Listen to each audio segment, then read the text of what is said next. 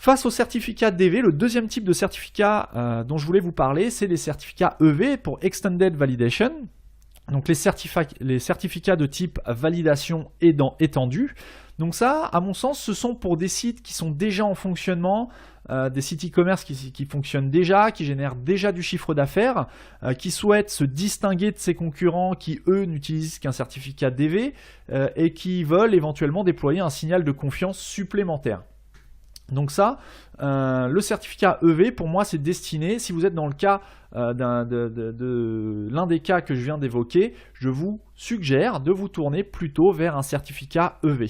La grosse différence avec le certificat DV qui, une fois installé, ne va faire qu'apparaître un petit cadenas à côté du nom de domaine de votre site, là vous allez avoir avec un certificat EV non seulement un petit cadenas, mais aussi le nom de votre société qui va être écrit en toutes lettres. C'est ce que vous pouvez voir par exemple si vous allez sur le site de votre banque, que ce soit Boursorama, Crédit Agricole, Société Générale, Caisse d'épargne, etc., etc. Généralement, vous voyez le nom de la société à côté, et bien ça c'est un certificat EV. Donc en termes de réassurance, on est quand même un cran au-dessus. Ensuite, la vérification le certificat EV ne va pas être délivré uniquement en vérifiant la propriété du nom de domaine. L'organisme de certification va vérifier non seulement la propriété du nom de domaine, c'est la base, mais va aussi vérifier la société, la véracité de votre société qui qui édite plutôt le site internet pour lequel vous voulez un certificat EV, mais il va aussi avoir un niveau de vérification au niveau un process de vérification au niveau du dirigeant de la société. Donc vous voyez là, c'est quand même beaucoup plus contraignant. L'émission du certificat prend un peu plus de temps, de l'ordre de quelques jours, on n'est pas non plus sur 3 mois, mais de l'ordre de quelques jours, vous allez pouvoir avoir un certificat EV là où un certificat DV peut être délivré en quelques heures.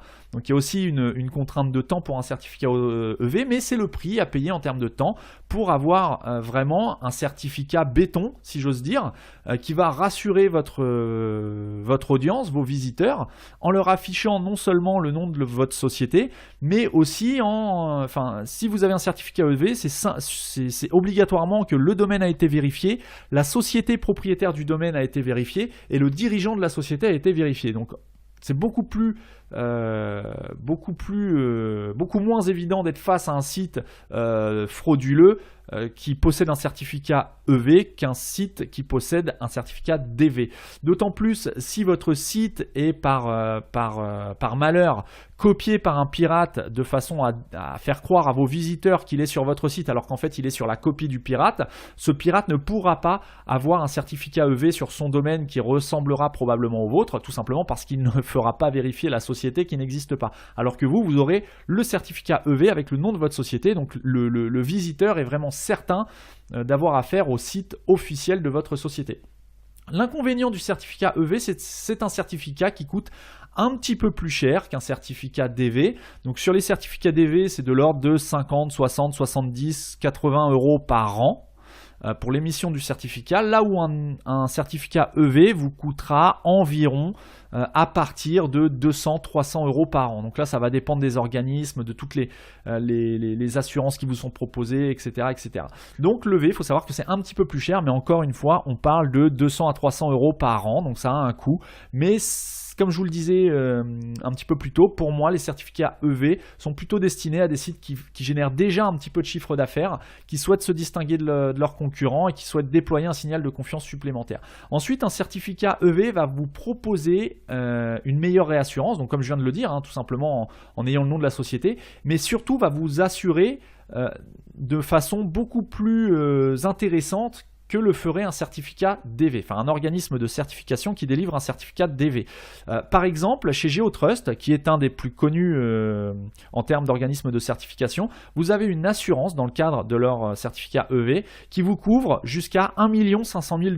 Donc là, on est vraiment dans une autre sphère en termes de dommages collatéraux que vous pourriez subir suite à une faille d'un certificat qu'ils vous auraient émis.